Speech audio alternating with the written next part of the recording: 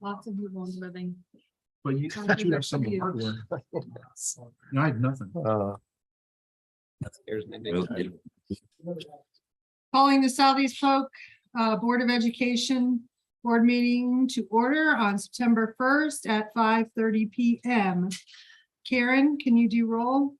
Crab, Here. See crab. Oh, I'm sorry.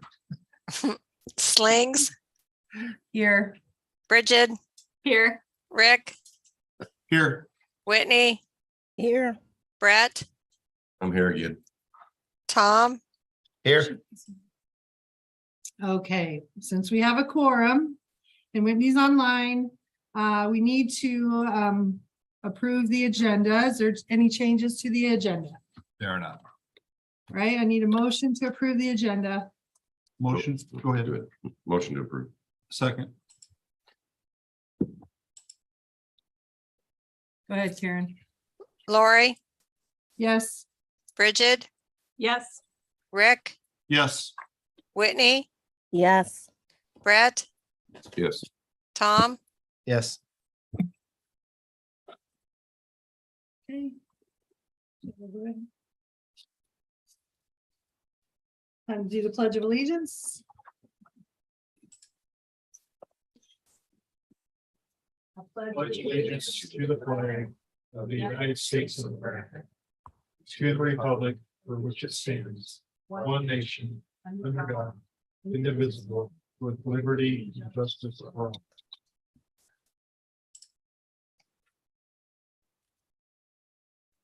All right, moving on. Rick, would you like to do the district vision and mission? I'd love to. Southeast Polk Community Schools will learn, lead, and live. Success for college, career, and civic life. Engage all students in learning a challenging curriculum delivered through quality instruction. Thank you. Do we have anyone that needs to make public comments? Like to make public, okay? Can you keep your comments to 3 minutes? Yep, absolutely. Very good.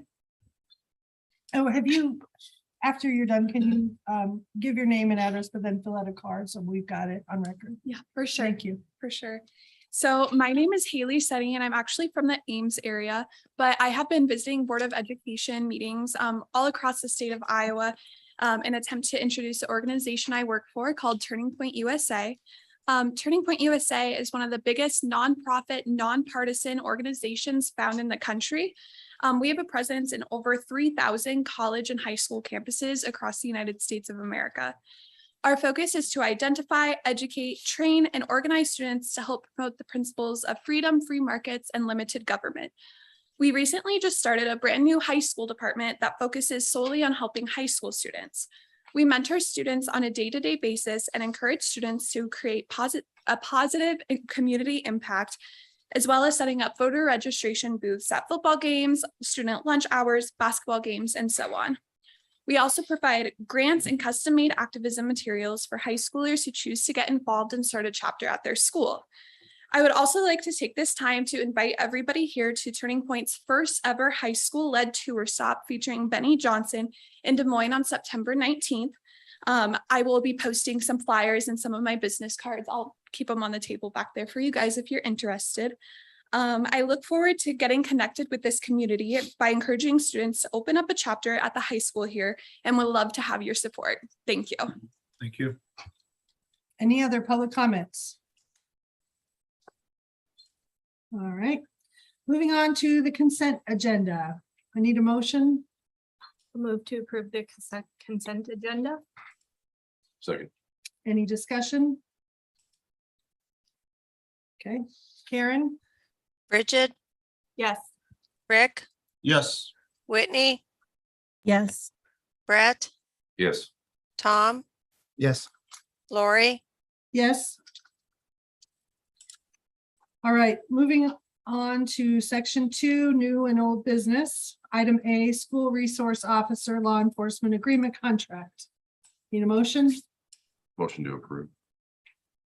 Second. Any discussion? Kevin is here to answer questions. How's this look compared to our last contract? We, Percentage wise? Yeah, substantively, the contract is the same. We did explicitly remove some language when it came to, or added language when it came to events outside of normal school resource officer business. So extracurricular events, school board meeting events, things of that nature. Dollar wise, we used to pay 75% of the cost of the two SROs. We are now going to pay 75% of the cost of SROs, but only 50% of the medical, dental, and vision costs, because we can't determine, we can't dictate if they have family or single insurance. That kind of helps out both sides of the agreement. Any other questions? I think in your email, Kevin, you said this was paid out of a dropout prevention fund. Correct. Correct. I didn't know that. Thank you. Yep.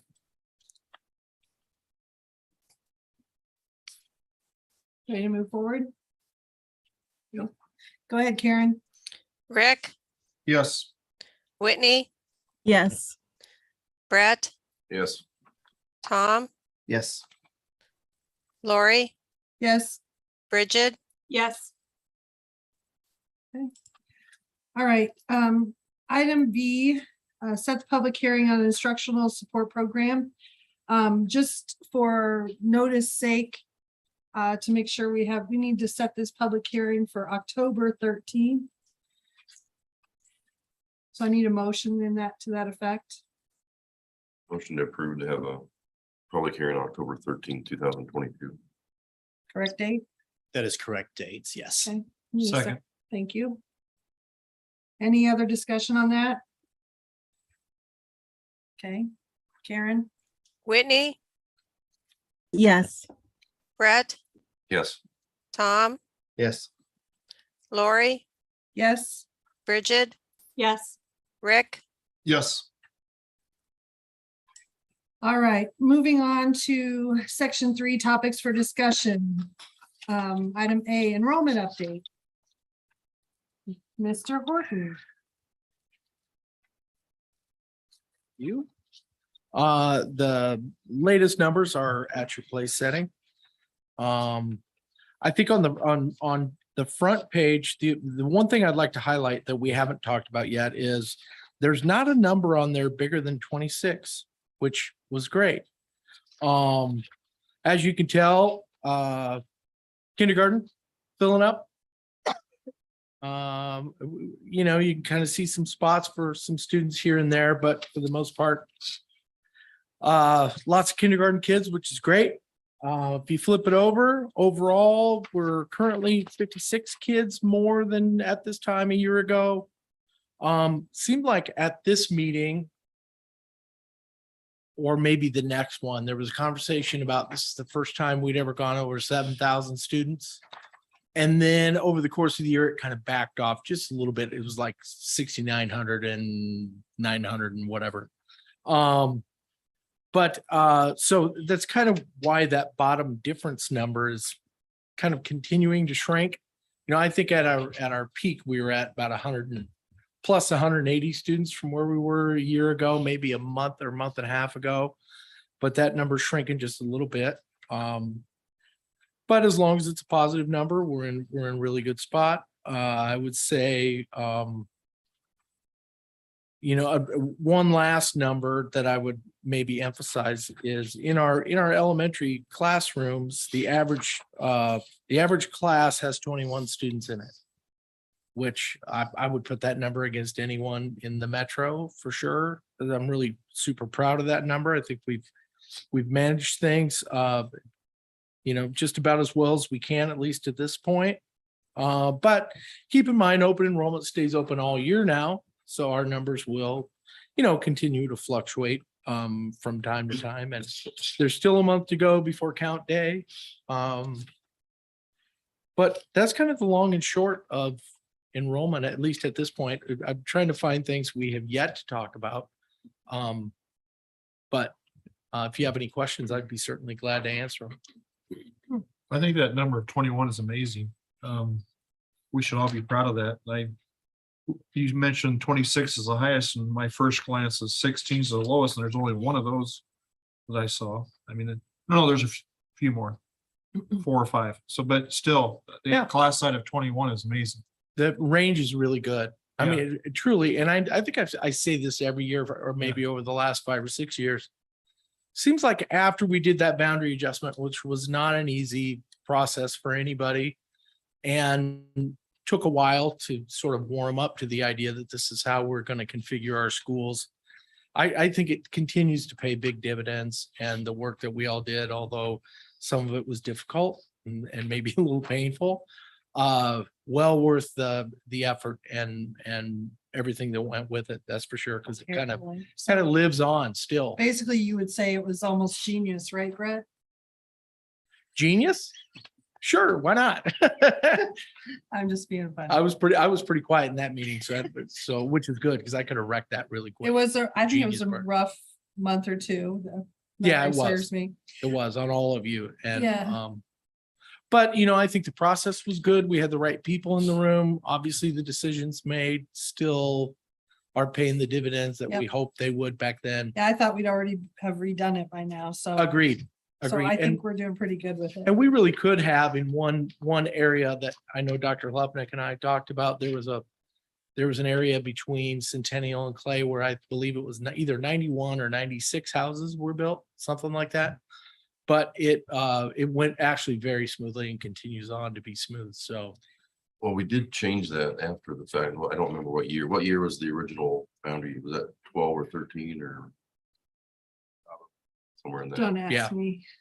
I think some of us are kind of blocking it out. Maybe Yeah. that was tough Maybe stuff. that's why I can't remember that. I can tell you who was on the board, but I think, but that was, Yeah, so that's how I kind of put a frame on the time. that's when I bring my own water. Yeah, that's right. No, that was budget cuts, 2010. Mhm. Oh, that's right. I Yes. do have a question on the numbers, and Yeah. that is, so is tonight's open enrollment what we approved?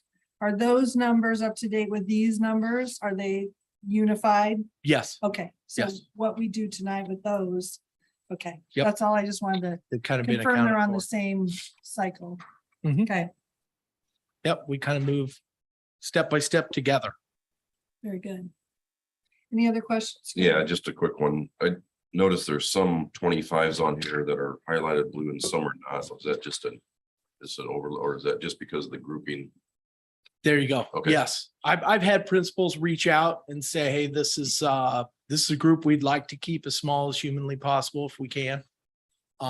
So we try the best we can. It gets a little tough, in particular, like at 4 Mile. It's tough to get kids from 4 Mile to another school, mostly because of transportation. It's not really, you come through Altoona, it's kind of a hub of transportation. There's buses going all over the place, but you get out to 4 Mile, Runnels, Mitchellville, transportation can be a hurdle. We have a plan for Clay at all? Because Clay is busting at the seams. And then they're getting ready to, it looks like they're going to go on gangbusters on another development right there too. Yeah, with mean, development, you mean? Yeah, would there be a point where we'd say, oh, hey, Clay is full and we need to move kids elsewhere? I mean, because it looks like we're super close already. Well, I would say this, when I look at the numbers at Clay, and Leah would probably back me on this, although some sections are closed, they're closed with smaller numbers maybe than we've seen in the past, here and there. I would probably challenge Leah and say, when was the last time we had 23 students in kindergarten? Like maybe never. I mean, it's kind of it's obviously it's dependent on a lot of things. The growth around Clay continues, and what that looks like from a demographer standpoint, I don't know. Mostly because we haven't seen that report for a while. So I at some point we'll probably have that conversation about, okay, when this builds out, what's it all look like? And then maybe have a conversation about, okay, where does the next elementary school go? And how do we best alleviate pressure on all of our elementary schools by possibly building the 9th one? But we still have openings in some buildings. Yeah. So, Yeah, well, I would say we're not at capacity. We do have the ability to move families around, and in particular with open enrollment, it's a really nice vehicle to sort of try to level up class sections So that sections at Clay and sections at Centennial and Altoona, whatever, that at least they look somewhat similar. It's never even Steven, but we try to get close. How long's Clay had 4 sections? The boundary, So, okay, so it's been. Yeah. They've been, okay. yeah, whatever, The year that lives in infamy. yeah. Forgotten. Because didn't you start with 2? We started with 2 and then we were waiting for the natural growth of the neighborhood. And it's And then 12. it went kaboom. How many years has Clay been there then? 15 years, okay. So it's helped. Yeah, for sure. Mhm. Yeah, so I guess only 5 years. That's what I'm saying is our boundary adjustment was, it lasted a long time. Any other comments? Nope. Thank you. Cool, thank you. Thank you. Okay, item B, we have Mr. Pettit, the high school principal, for a advanced placement update. You in AP classes?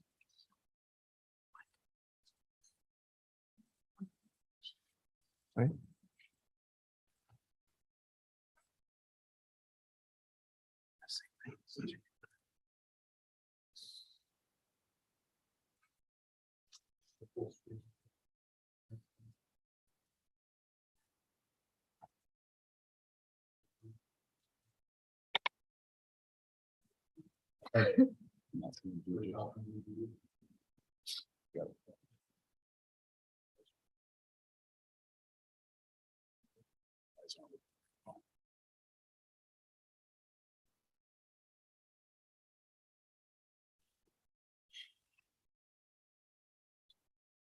There it is. All right. Well, board, thanks for having me. Again, I've done this presentation now, I don't know how many years in a row. It's the same format that we've done before. The numbers are better than they've ever been. So that's always a good way to start a presentation. I did kind of tease whoever it is that follows me on Twitter when the results came out in kind of mid-July that, you know, they're our best results. So I'll spend some time kind of going through some of these. How many people follow you? Like 5. Okay. So, I gotta see if I'm one of them. so again, every year what I do is I kind of delete off the top, the oldest year and add the newest year down at the bottom. So this kind of gives us the number of students from last year that were in an AP class to start the second semester. That's what that first January enrollment column is. So we had just under 500 students that were in an AP class that start the second semester. Some of our AP classes are year-long courses, others are just second semester courses. So that's kind of the number we really look at. 403 kids took exams. So that's what that exam participation rate is. 80% of our kids that were in a course to start January ended up taking an exam. Some of those kids maybe didn't finish the course. But again, that number is the number that took the an exam over the number that started. So that's a pretty good percent. The AP index is something that's done by the Bell and Blank Center. They haven't done it in the last 4 or 5 years. They kind of had a COVID reprieve. So those estimates, it's just the formula. It's the number of exams divided by the number of graduates that you have. So, you know, we're kind of settling in at this just under 1 a rate for the AP index. We had some years in that 15 through 18, we were just a little bit over 1. You know, Lori, I think we talked about this however many years back when we had expanded the number of kids that took AP. You know, the question was, well, is it just the same kids taking more tests? So that's kind of what this slide, you know, is about. So you can kind of look the spring 2022 year is that bigger, I guess, table to the right. And then we've got some, you know, years prior to that. But you can see how many kids at each grade level took how many exams. So again, we had 275 total students that took a total of 403 exams. This is the slide I want to spend some time really celebrating. You know, I highlight in green any exam where our passing rate is higher than both the Iowa passing rate and the global passing rate. Again, the passing rate means a score of a 3 or higher on the AP exam. So honestly, the only courses that we did not, I guess, highlight in green were the two courses that we taught for the very first time. So CSA and CSP, those are computer science courses. It was our first time we've ever taught them. So, you know, we didn't have a ton of kids that took those courses, but, you know, it's kind of a baseline year for us. But across the board, I think it's really important to really pay tribute to our kids and our staff. You know, 85.15% of our exams were passed. The Iowa passing rate was 61.2. I mean, that's a significant difference. Mhm. You know, I I've just to never point seen out one real 100%. quick, biology. We had a brand new teacher. You know, so we had a brand new teacher. We had 30 exams and 96.7% passed. You know, we had 10 kids that scored fives. And the previous 3 years, we didn't have any kids score five. So, I mean, you know, we had great results across the board. More fives this past year, 86, than we've had kind of in the last couple of years, 55 and 50. Granted, the last couple of years were more affected by COVID maybe than last year was. So Lori, did you have a question about this? I just saw that 100% on macroeconomics. The computer science courses, have you guys made adjustments for this year's coursework on that? Absolutely, yeah. I'm assuming so, but I'm just gonna ask the question. Yeah. So it gets asked, but yeah, that's phenomenal. It's good to see a lot of success there. Yeah, and again, across the board, we were significantly higher in passing rates in most tests. You know, it wasn't like we had a couple that would just kind of skewed the data. It was pretty consistent. Yeah. You know, 10 to 25 or 30%, you know, higher. Obviously, if they don't have very many kids taking the test, That helps. you know, but you know, we had 96 kids take the AP Psych exam and 84.5% passed. That's a lot. So this slide is just kind of a cumulative effect. So, you know, kids take AP exams as early as their freshman year. Really the sweet spot, most kids probably take the most, I guess, their junior year. But this kind of tells you how many exams the graduating class of 2022 took. You know, 75 kids in that class took one exam, 24 took two exams, 13 took three, continue on. So we had a total of 150 kids in last year's graduating class, almost a third take an exam, and they took a total of 365. And that class's passing rate over their 4 years of all the exams they took was just under 70%.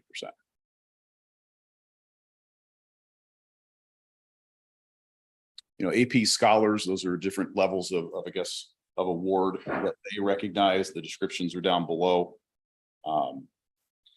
This past year, again, in this graduating class, we had 37 kids that earned some level of AP Scholar.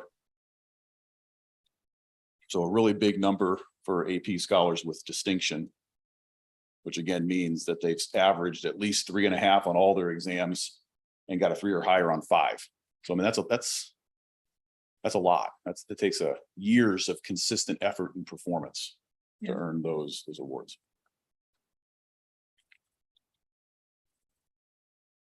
And this is our current course enrollments. So when I put this presentation together, it was before school started. I actually just went through and did I kind of have it like a September 1st update. We had 542 kids in classes as of today, not 543. So some of the numbers have moved up and down, but 542 is the count as of this afternoon.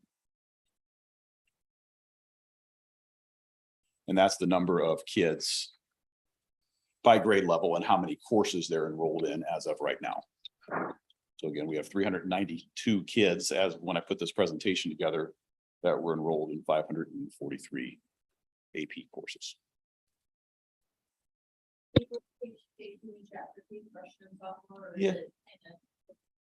Yeah, we've kind of, so our sophomore year, I guess, typical course would be global studies. So a lot of our kids that take the human geography, they would take global studies in the first semester. And then instead of taking the second semester of global studies, they would take an AP human geography instead. So a lot of our sophomores would take that, but some of our freshmen that have decided that at some point they want to take an AP US history course, they would do that pathway as a freshman and then come back their sophomore or junior year and take AP US history.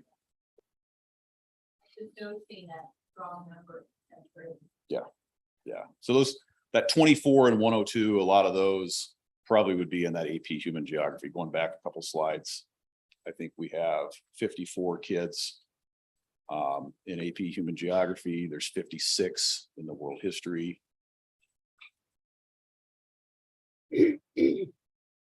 CSP is the first AP computer science course. Freshmen could take that, so when it comes to our freshmen and sophomores, again, it's probably that entry first level computer science course. Then it would be the human geography world would probably be what our freshmen and sophomores primarily take. The math classes, the science classes would be more junior, senior.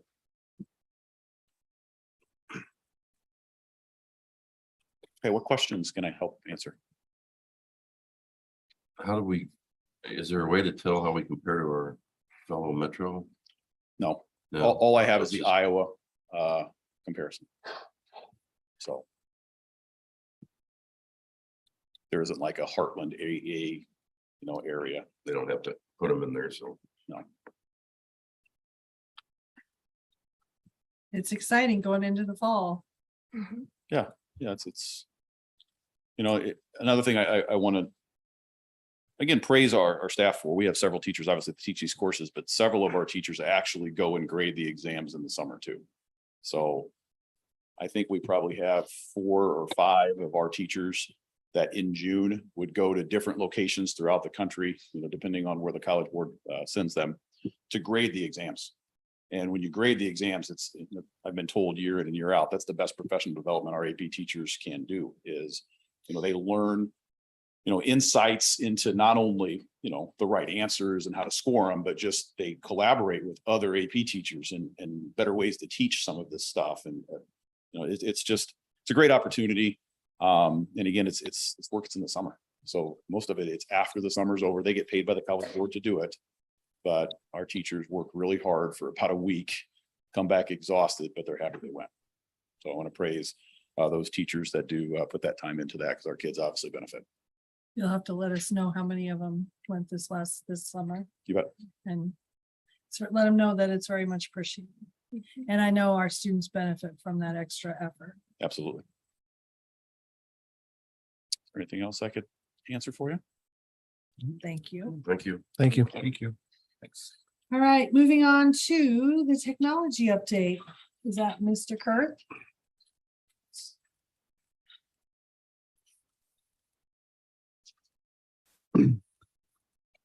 So just a quick refresher for last summer, we had an extraordinarily busy summer. Last summer, we updated over 400 classrooms with the new audio visual equipment. And then we had a team that was running quality control checks on over 5,000 Chromebooks, and they completed over 1,700 repairs. So kind of happy to say this is a more typical summer. We weren't nearly that busy. We still had a lot to do, but it just seemed like more of a normal summer. We completed some infrastructure work. We've updated several of the point of sale stations for Amy Ahern. We've updated a new computer lab at the high school with new equipment. We've managed a number of software installs and updates and numerous labs at the high school and junior high. And then, the other big one is we did unbox and we asset tagged and inventoried and enrolled 3,000 Chromebooks. And then in early August, we distributed a good number of those to 6th graders, to the 7th graders or 8th graders, I'm sorry, and then the 9th graders as well. And then we worked with elementaries to distribute their Chromebooks to their buildings in early August as well. So for the most part, the summer's gone pretty smoothly. There's been a few projects impacted by supply chain issues. Probably the biggest one that we're currently experiencing is the print and copy services. So we are at that point where we're moving to a new vendor. That equipment is still 5 weeks out in terms of the multifunction copiers. The printers are in town, so to speak, at the vendor's facilities. So they've started deploying some of the just black and white and color printers to the high school, junior high, and they'll continue that next week as well. So The company we're currently with, Conica Minolta, through Xerox or Laser Resources out of West Des Moines. They're experiencing supply chain issues with repair parts and with toner. So you might hear teachers that like, hey, our copier at school's out of toner. But it's kind of across the board, not just Southeast Polk, but everywhere. And the vendor has been trying to, they nab toner and parts where they can, and I'm sure they're fighting for every customer they have, so we're just one of many out there. So hopefully in 4 or 5 weeks, we get the new equipment in, and then we can put some of the supply chain issue behind us. Otherwise, a good summer. Good. I have a question. Is the Chromebooks that you handed out over the summer, were those replacements, or we just phased out that grade levels? Yeah, Chromebooks. those Chromebooks had come to end of life, so then we replace those with new ones. Okay, Yeah. with that whole grade level got new. Yes. Okay. Yep. Grade levels. Yes. Okay. Any other questions? Thank you. Thanks. All right. Item D, instructional support program.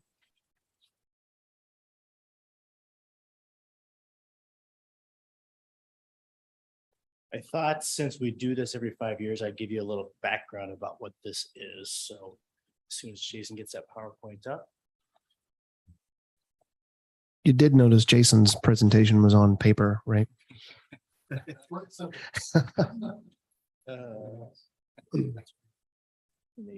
razzing he gets. F5. Okay. Instructional support program, quick and simple. Ask questions if you have any questions in the meantime, but basically this is an additional funding mechanism for the general fund to support any general fund purpose, but cannot supplant funding for dropout prevention, talented and gifted, any kind of PEPAL type expenditures, management fund, or special education deficits. We can do this one of two ways. The board can approve it every 5 years, or we can go to the voters to approve that every 10 years. Our current levy expires the end of this fiscal year. The maximum amount that we could achieve is 10% of our regular program costs, and that can be funded by state aid, income tax, income surtax, or property taxes, or a combination of all three. The regular program costs in general is basically just the enrollment times the cost per pupil. And for us, that was about $52 million for fiscal year 23, the year we're in. You might not be able to see this greatly. I'll show you more detail here in a moment, but inevitably what this shows is the 10% of the regular program cost being 5.2 million, the unadjusted state share being just over 1.6 million, our 5% district surtax, more detail here. State aid unadjusted amount should be giving us 1.6 million. Our income surtax based on income tax returns as calendar year 2020, 2.7 million. And then we get the difference in property taxes of about $850,000.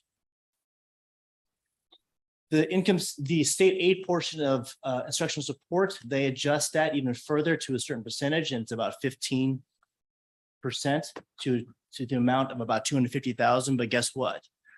The state hasn't funded this for, I don't know, several years. So we don't see this amount at all. It doesn't affect us other than not allowing us to garner more revenue for instructional support, because through the mechanism of state foundation aid, we can't get it because we just can't get it based on that formula. So we miss out on $250,000 from the state because of them not funding it. Say that again. So the state is supposed to fund the instructional support program for Southeast Polk to the tune of about $250,000, Okay. but they have not paid their state portion of instructional support programs for the past 6-7 years. Okay. So it's included within our budget. I have to back it out. It's in form and not in substance what they pay. Thank you. Yep. So our total adjusted instructional support again is 3.8 million total. Our state aid that's not funded is 250,000 by the state. Our income surtax gets about 2.7 million. The property taxes are achieved at about 850,000. That happens to be about 31 cents on our tax rate. So our total instructional support program or instructional support levy funding is about $3.6 million. This is just additional funds to help with regular program funding. Typically, the payments for teaching staff. Is what we put it. It's just regular program funds. So the way it works, this income surtax, we do it every year. I bring that to you in a budget document in the spring for the following year. It can be anywhere from 1% up to 20%. We've done traditionally 5% every year. The 5% surtax is inversely related to property taxes. So if we went 2% on the surtax, we'd have to garner more in property taxes. Does that make sense? So if we did 10% surtax, we'd have to get less in property taxes. 5% is traditionally something we've done here at Southeast Polk for years and years and years. For those that live, which you all live here in Southeast Polk, in your personal income taxes, there's that income surtax 5% that you have to pay. That's what we are talking about here. Any questions? So when do we just, we decide later on Yep, the so 5 next- years yep. versus the 10 years? Correct. So next steps for this particular one, we set the public hearing today for the October 13th meeting. At the next meeting, September 15th, I'll have the board do a resolution that says, yes, the board wants to continue doing, being part of the instructional support program. October 13th, we'll have a public hearing. And then we'll also approve the resolution to move forward with participating in the instructional support program. And this is the one that is normally 5%, right? This is the surtax is 5%. Yes, We do 2.5%. we choose 5% for income surtax. Correct. This is the one I think you might It's be. two different things. So you might be Okay. referring to something else. So the school district had to have indicated what percent of regular program costs that they want for instructional support. That was anywhere up to 20%. The district, when the state froze it here at Southeast Polk, we chose 10%. So 10% of those regular program costs was the maximum we could gain for the instructional support program. In support of getting that funding, we choose 5% as an income surtax to get to that dollar value. So because we choose that number, it could be lower if we were properly funded. The 5% or the 10%. Well, whatever. Now you're getting me confused. but We could reduce the income surtax, yes. But in order to gain those revenues, we'd have to go out and get more property taxes to get to that amount that we need. So the property taxes is still a key. But if we still have that 250 some thousand, That the state doesn't. that would, Yeah, we can't do anything about that. I can't go back and get $250,000 in property taxes. For the last 7 years. Or yeah, but I mean, our number, our percentage could be lower Could be, if sure. we. Okay. Yep. All right, thanks. Mhm. Do have an election coming up, if you didn't know. What's that? Do have an election coming I up. didn't know that. Yeah. That's all I've got. Thank you. Thank you. Thank you, Kevin. All right, anything for the good of the cause? Motion to adjourn, anybody? I'll move that we adjourn. Second that. Thank you. Have a great